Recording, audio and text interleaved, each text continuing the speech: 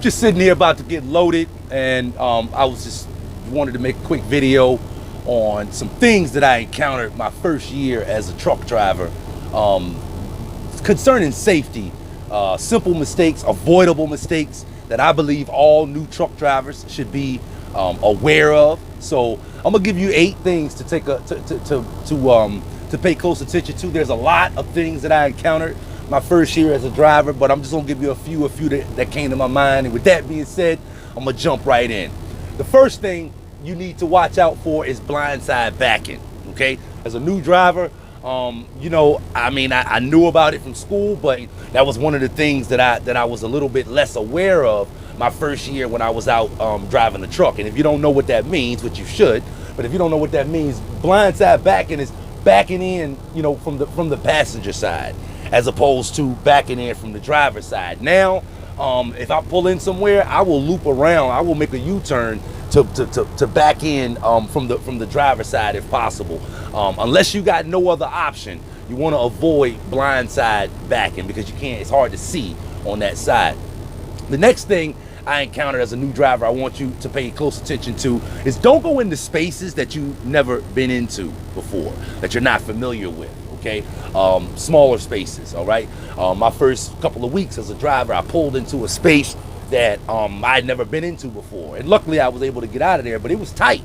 It was a tight space. You know, you only want to pull into the spaces that you know are big enough. Okay, which means you need to only be going into spaces that you see other trucks going in and out of, or you need to be looking at the spaces like when I ride around now, I'll check out spaces in my car while I'm driving around to see, okay, this is somewhere I can pull in the truck. I never go into spaces that I'm not familiar with. If I have to, I pull over on the side before I go into space, and I'll go over, or actually, that brings me to the next one. Get out and look. I'll get out and look, right? If ever you in a tight space, if ever you in a spot where you got a blind side back, listen, stop the truck, pop the brakes, get out and look. When we were in school, they didn't let us pull up over 2 times, okay, to get the backing up right. But the other day, man, I was in a space where I had to pull up like 8 or 9 times to get into the space, you know, and I never got into there. I had to eventually go and get the yard jockey to back the trailer in there because it was just too tight. But the point is, kind of the way they taught us in school, that wasn't reality. If it's somebody's car back there, somebody's truck back there, you're going to pull up 3, 4, 5, 6, 8, 10 times if you got to, okay? No big deal, man. Stop the truck, get out and look if you're ever unsure before you get yourself into, you know, in too deep into a situation where you can't get out of, right? Next thing I want you to pay attention to is be careful about following your GPS. You got to be careful about following your GPS when you're in a truck because they don't take into account truck routes, low bridges, and things of that nature. I followed my GPS places before that I wasn't 100% sure of, and without realizing it, I'm in a neighborhood, I'm in a spot, I'm in a tight spot. The sun is setting, it's getting dark. You get what I'm saying? Be careful about that, man. You might have to, you know, blow your map up on your GPS so that you can find another route to the place that you're going to. But keep an eye out for trucker-friendly road signs, restricted routes, and low bridges. Because if your GPS is trying to route you around one of those ways, again, you want to know about that before you get in too deep, before you have to, you know, end up on YouTube snatching the top of the trailer off, right? On not on WorldStar, but on Truck WorldStar or whatever they call it, right? Next thing I want you to pay attention to that I have encountered as a new driver, you need to pay close attention when you're coupling and when you're uncoupling, when you back in the truck under the trailer, a new trailer, and when you unhooking from a trailer. Because of fatigue and being tired and, you know, maybe even not thinking sometimes, just not paying attention. You know, I've pulled out from under a trailer before without unhooking my wires, right? I've pulled out from under a trailer before and the landing gear wasn't down, right? I've went to pull off from the dock thinking I was hooked to a trailer before and wasn't hooked before. I've had all that happen just from not paying attention, sometimes being in a rush. All kinds of stuff happen, man. You know, I keep an extra set of glad hands with me now, right? Because anything can happen. That's one of those simple things that can really hold you up. The other day I was driving, I was bobtailing like 45 minutes or an hour somewhere, and apparently I had my wires hanging incorrectly on the rack on the back of my truck, because when I got to where I was going, one of my glad hands had gotten knocked off, and I believe I had it hanging too low, and maybe the universal joint or something clipped it and knocked it off. But I keep an extra set of those with me now because you don't want to be held up by something small like that.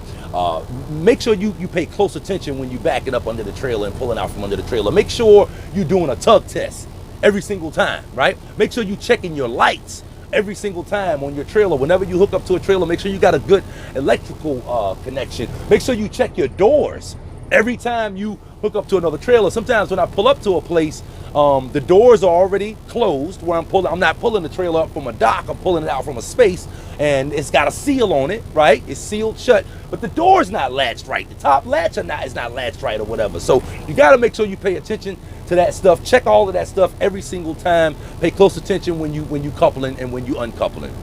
The next thing that I encountered as a new driver that I think you should pay close attention to is make sure you have your wheels retightened whenever you have them taken off after you've driven about 100, 150 miles. Come back to the shop, come back to the mechanic that did it, and have them retightened again. I was driving down the road as a new driver. I hadn't gone 100 miles after I had gotten my tire taken off, and I had only gone about probably 60 or 70 miles. And I'm driving down the interstate, and both of my tires, my rear tires, pop off while I'm going down the interstate, and while there's traffic all over the place. Fortunately, there was no damage, nothing, no one was hurt or anything. But you got to make sure you have those things retightened. That wasn't a matter of me not having them retightened. That was another situation because, like I said, I hadn't even gone 60 or 70 miles yet. I probably had gone about 70 miles. So, but the point is, you want to make sure after you have your tires taken off your truck or your car for that matter, go back and have those things retightened, especially on your truck. Make sure you keep your hub axles full of oil or packed with grease, okay? Some of them are sealed off and you can't do anything to them, and that's good if you got those kind. But if you don't, you want to make sure you keep those things full of oil and packed with grease. I've seen guys come in the trailer place before with both the tires off or two tires off the trailer, right? Because they hub axles wasn't greased. So you want to make sure you keep those things oiled or properly packed with grease, okay? The next thing I want you to pay close attention to is you need to stay a little bit intimidated by the truck, okay? As a new driver, of course, you're a little bit intimidated by the truck, but as you become more seasoned and more experienced, you get more comfortable with it. And when you get comfortable with something, that's when mistakes can happen.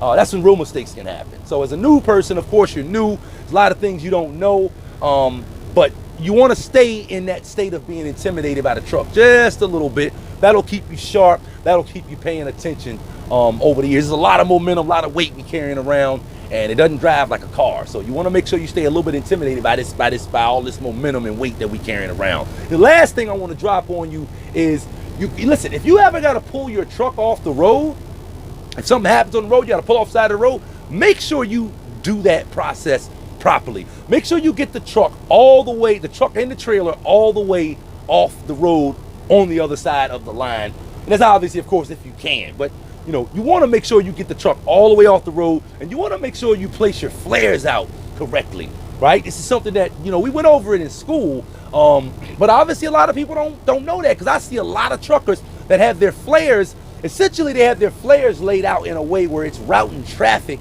over to the truck. So in other words, I'm riding down the road in my car, and it's a truck on the side of the road, and the flares are out.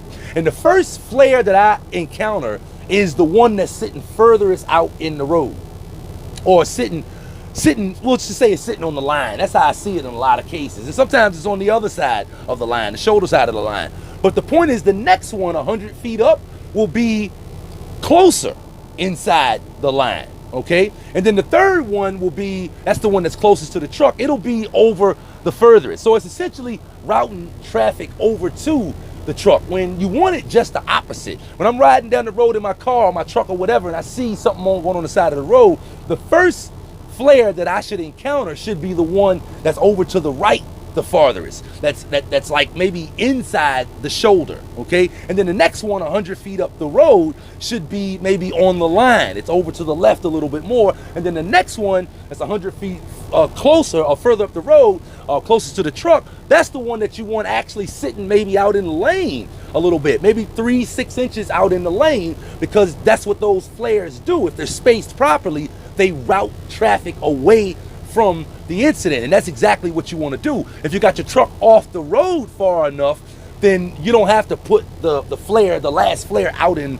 the road. You can set it right on the line. But if you know what I mean, if you ain't got that much room and you actually need traffic to go away from your truck and maybe even get in that other lane for safety purposes, you got to make sure you place those flares going out this way as opposed to routing traffic going to you. So those are just a few of the things that I thought of. Some of the things that I encountered my first year as a truck driver. You definitely want to watch out for those things because they all concerning safety, and that's one of the biggest issues while you're transporting all of this weight around on the road. So I hope to see you on the interstates. I hope you got value from the video. Give me a like, give me a thumbs up, and if you did get value from the video, you should definitely consider subscribing to my channel so you can stay updated as I upload new videos. Peace out.